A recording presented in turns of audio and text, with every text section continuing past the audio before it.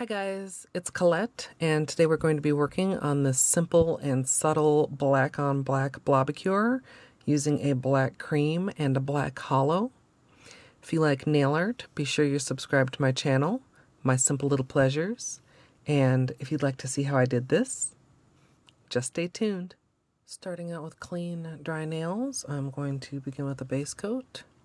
I'm using Ready for Takeoff, which is a peel-off base, and you can use whichever is your personal favorite. The polishes that I'm using today are both colors by Llarowe. Vincent is a black cream, and Black Gold Texas Tea is a black holo. I've also got a small lid here for my palette and a double-sided dotting tool.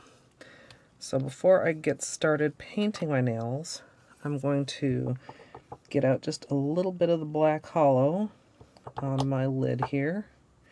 You don't want to put out too much because you don't want it to start getting like dried out and sticky. And then with Vincent, I'm going to go ahead and lay down a fairly thick coat. And this is a really nice black because you can usually get it opaque in just one careful coat. So I'm going to take the larger end of my dotting tool and apply some dots down the center, and then with the smaller end I'm going to add a couple onto the sides.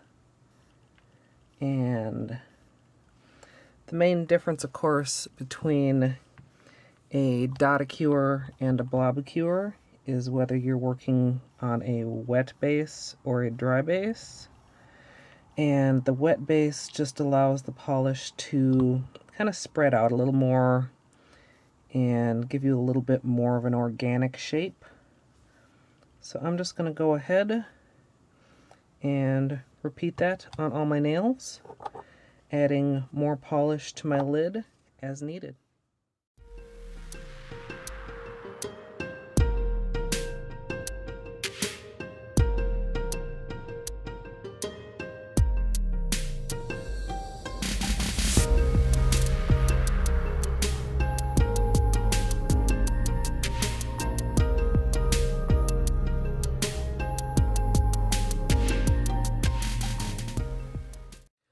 Once I'm done with my four fingers, instead of moving on to my thumb like I usually would, I'm going to give them just a couple minutes to set so that the wet base doesn't drift and the whole design drift with it.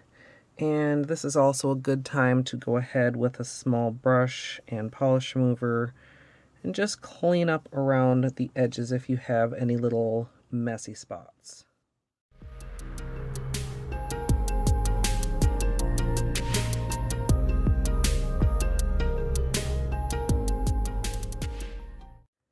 Finally, finishing off with a top coat, and as usual, I'll be using Seche Vite.